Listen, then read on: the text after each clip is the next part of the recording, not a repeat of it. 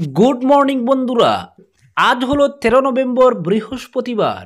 আজকের সকালের বরাক উপত্যকা তথা আসামের গুরুত্বপূর্ণ বিশেষ বিশেষ খবরগুলি হলো: গৌহাটিতে 5টি বিরোধী দলের বৈঠক। রাজ্যের 5টি বিরোধী দল ঐক্যবদ্ধ হয়ে কাজ করতে একমত প্রকাশ। রাজ্যে স্বচ্ছ ও মেধাভিত্তিক নিযুক্তি প্রক্রিয়ার অংশ হিসাবে আজ শিক্ষা বিভাগে 8,000-এরও বেশি প্রার্থীকে নিযুক্তিপত্র বিতরণ। দিল্লি বিস্ফোরণ, সোশ্যাল মিডিয়ায় আপত্তিকর মন্তব্য, আসামে গ্রেফতার 6, আরও ধরপাকড়ের ইঙ্গিত মুখ্যমন্ত্রীর। সিলেটের জনপ্রিয় কন্টেন্ট ক্রিয়েটর দীপের অকাল প্রয়াণে স্তব্ধ এপার ওপার। বাজারিছড়ায় একই রাতে 2টি গ্রামে গরু চুরি, সিসি ক্যামেরায় ধরা পড়লে অধরা চোর দল। সামাজিক মাধ্যমে আপত্তিকর পোস্ট, হাইলাকান্দিতে গ্রেফতার যুবক। শিলচর কালাঞ্চলকে লরির ধাক্কায় প্রাণ হারালো কলেজ ছাত্রী। এবং সর্বশেষ খবরটি হল শিলচর ফ্লাইওভার বাণিজ্যিক কেন্দ্রগুলি এড়িয়ে অন্যত্র নির্মাণের দাবি 4 ব্যবসায়ী সংগঠনের। এবারে শুনুন বিস্তারিত খবর। প্রতিদিনের সকাল সন্ধ্যার গুরুত্বপূর্ণ সংবাদ সবার আগে পেতে অবশ্যই নতুন এই চ্যানেলটি সাবস্ক্রাইব করুন। রাজ্যের 5টি বিরোধী দল ঐক্যবদ্ধ হয়ে কাজ করতে একমত প্রকাশ করেছে। দিশপুরে আসাম বিধানসভার কংগ্রেস বিদায়নী কক্ষে অনুষ্ঠিত এক বৈঠকে 2026 সালের আসাম বিধানসভা নির্বাচনে ক্ষমতাসীন বিজেপি দলকে প্রত্যাহ্বান জানানোর জন্য ঐক্যবদ্ধ বিরোধী মঞ্চ গঠনের সম্ভাবনীয়তা সম্পর্কে বিস্তারিতভাবে আলোচনা করা হয়। সংবাদদাতা হেমন্ত কুমার বরা জানিয়েছেন যে এই সভায় কংগ্রেস দলের প্রবীণ নেতা জিতেন্দ্র সিং, প্রদেশ কংগ্রেস সভাপতি গৌরব গগৈ, বিধানসভার বিরোধী দলের সভাপতি দেবব্রত শইকিয়া, সাংসদ রকিবুল হোসেন ও প্রদ্যুৎ বরদলৈ অংশগ্রহণ করেন।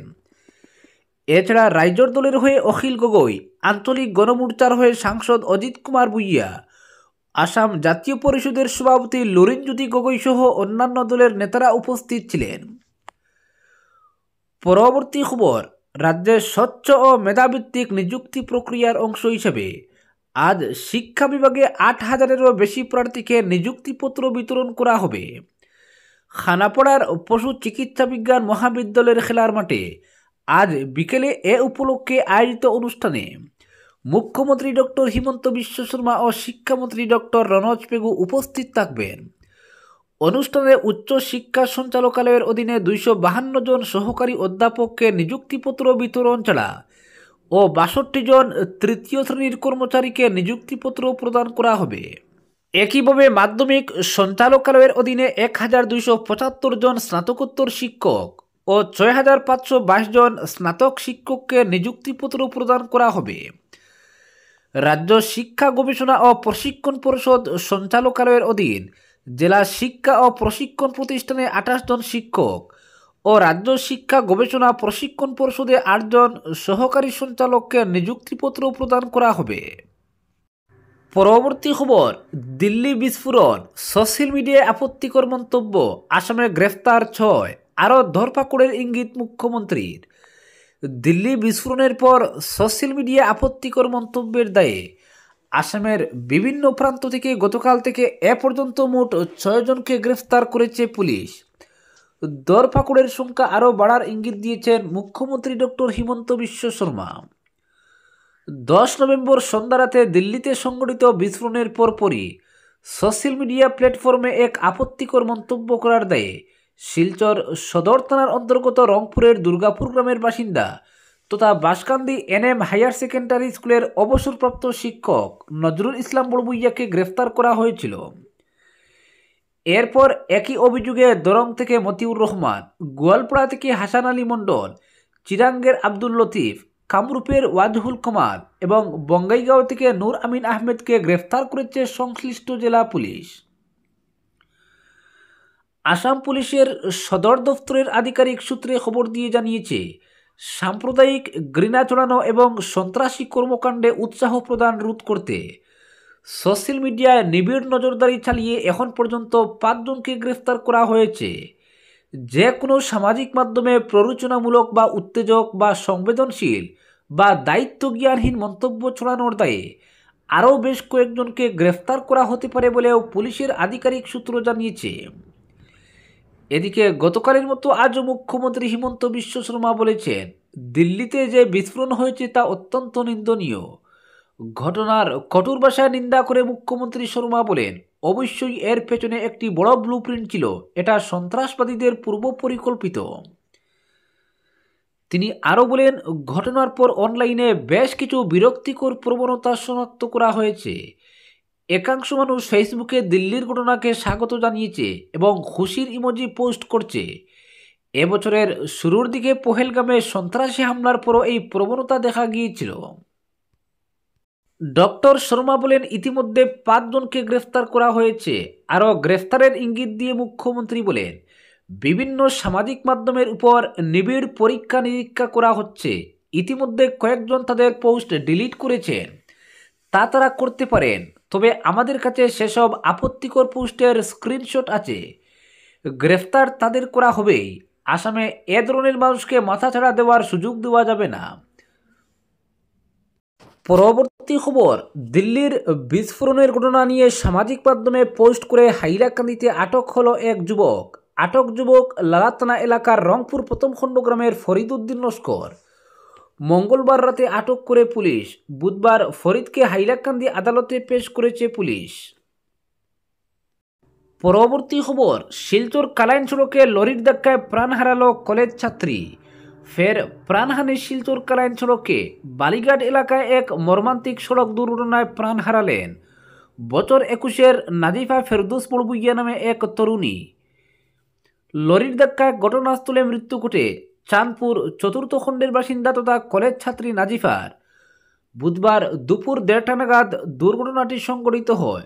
জানা গেছে, নাজিফা তার বাবা নাজিমুদ্দিন বড়বুইয়ার সঙ্গে স্কুটিতে করে শিলচর থেকে বাড়ি ফিরছিলেন। সেই সময় পেছন দিক থেকে আসা একটি ট্যাঙ্কার তাদের স্কুটিতে সজোরে ধাক্কা মারে। এতে দুজনেই রাস্তায় পড়ে যান। ঘটনাস্থলে নাজিফা ফেরদৌস বড়বুইয়ার মৃত্যু হয়। অল্প বিস্তর আহত হন নাজিমুদ্দিন। দুর্ঘটনার খবর পেয়ে ঘটনাস্থলে পৌঁছে অরুণাচল পুলিশ। তারা নাজিফার নিথর দেহ উদ্ধার করে ময়নাতদন্তের জন্য শিলচর মেডিকেল কলেজ হাসপাতালে পাঠিয়েছে। উল্লেখ্য, নাজিফা ফেরদৌস কাচার কলেজের প্রথম সেমিস্টারের শিক্ষার্থী ছিলেন। তিনি বোটানিতে অনার্স নিয়ে পড়াশোনা করছিলেন। তিনি বড়যাত্রাপুর আল নূর পাবলিক স্কুলের প্রাক্তন ছাত্রী। তার অকাল মৃত্যুতে গোটা এলাকায় শোকের ছায়া নেমে আসে। পরবর্তী খবর, শিলচর ফ্লাইওভার বাণিজ্যিক কেন্দ্রগুলি এড়িয়ে অন্যত্র নির্মাণের দাবি 4 ব্যবসায়ী সংগঠনের।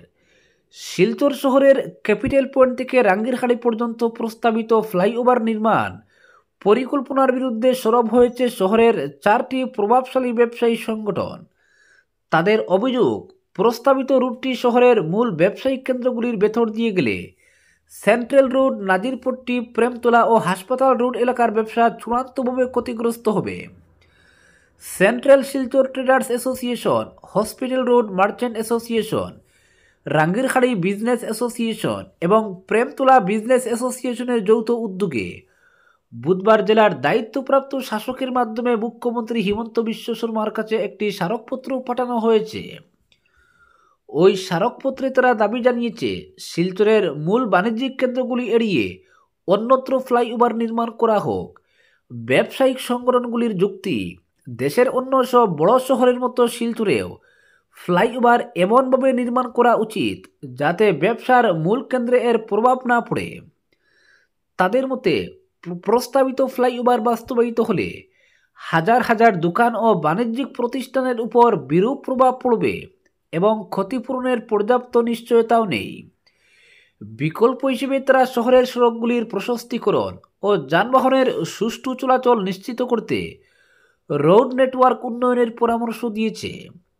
সংগঠনগুলির অভিমত, রাস্তার পরিসর বৃদ্ধি ও যানবাহন ব্যবস্থাপনার উন্নতি ঘটলে শহরের যানজট বহুলাংশে কমবে। উল্লেখ্য, প্রস্তাবিত স্থানে ইতিমধ্যেই সরকারের তরফে মাপজোখের কাজ শুরু হয়েছে এবং নির্ধারিত প্রকল্পের জন্য অর্থ বরাদ্দ করা হয়েছে। তবে ব্যবসায়িক সংগঠনগুলির আপত্তি উঠায় এখন এই প্রকল্প বাস্তবায়ন নিয়ে সংশয় দেখা দিয়েছে। শহরের একাংশের ধারণা, এই বিরোধ প্রকল্পের সূচনা এবং বাস্তবায়ন দুই ক্ষেত্রেই বাধা হয়ে দাঁড়াতে পারে। পরবর্তী খবর, বাজারিছড়ায় একই রাতে 2টি গ্রামে গরু চুরি।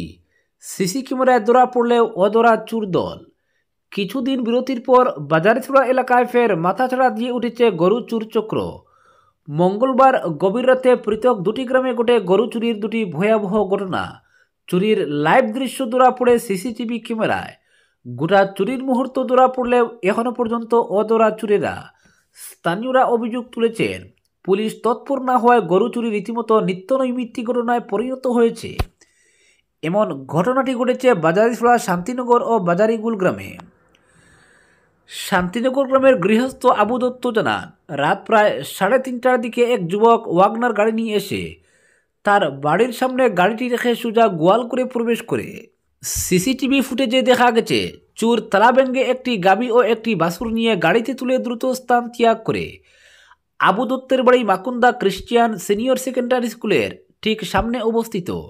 সকালে গৃহস্থ ঘুম থেকে উঠে গোয়ালঘরের দরজা খোলা দেখে সন্দেহ হয়। ভিতরে গিয়ে দেখা যায় একটি গরু ও বাছুর উধাও। সিসিটিভি ফুটেজ ঘেটে চুরির ঘটনাটি নিশ্চিত হন পরিবারের সদস্যরা। এই ঘটনায় আবু দত্ত বাজারিছড়া থানায় লিখিত এজাহার দায়ের করেছেন। পুলিশের পক্ষ থেকে প্রাথমিক তদন্ত শুরু হলেও এখনও পর্যন্ত অভিযুক্ত চোর বা চোর দল ধরা পড়েনি। একই রাতে বাজারিগুল গ্রামের শেখু পাল নামের এক কৃষকের গোয়ালঘর থেকেও চুরি যায় তার একটি পূর্ণবয়স্ক গর্ভবতী গাভী। তিনিও থানায় অভিযোগ দাখিল করেছেন। তাদের ধারণা, চোরেরা আশপাশেরই কোনো এলাকায় সক্রিয় একটি সংঘবদ্ধ চক্রের সদস্য। স্থানীয়দের অভিযোগ, প্রায় প্রতি রাতে এই এলাকায় গরু চুরির ঘটনা ঘটছে, কিন্তু স্থানীয় পুলিশ প্রশাসন যেন টুটো জগন্নাথ হয়ে বসে আছে। এত গরু চুরি হলেও আজ পর্যন্ত কোনো গরু উদ্ধার হয়নি, কোনো চোর ধরা পড়েনি, বললেন এক ক্ষুব্ধ কৃষক। ক্রমবর্ধমান এই চুরির ঘটনায় আতঙ্কে দিন কাটাচ্ছেন এলাকার সাধারণ গৃহস্থ ও কৃষক সমাজ। তারা জানান, প্রশাসন যদি কঠোর পদক্ষেপ না নেয় তাহলে শীঘ্রই পুরো অঞ্চলটি গরু চোরদের স্বর্গরাজ্যে পরিণত হবে। ভুক্তভোগী পরিবারগুলি ইতিমধ্যেই শ্রীভূমি জেলার পুলিশ সুপারের দৃষ্টি আকর্ষণ করেছেন এবং দ্রুত চোর চক্রকে গ্রেপ্তারের দাবি জানিয়েছেন। এদিকে বাজারিছড়া থানার এক সূত্র জানিয়েছে যে সিসি ক্যামেরার ফুটেজ সংগ্রহ করা হয়েছে এবং চুরির ঘটনার সঙ্গে জড়িতদের শনাক্তের চেষ্টা চলছে। তদন্ত অব্যাহত রয়েছে, তবে যতক্ষণ না চোর ধরা পড়ছে স্থানীয়দের মধ্যে সেই ভয় ও ক্ষোভ যেন ক্রমেই বাড়ছে। আজকের বিশেষ সংবাদ এখানেই সমাপ্ত।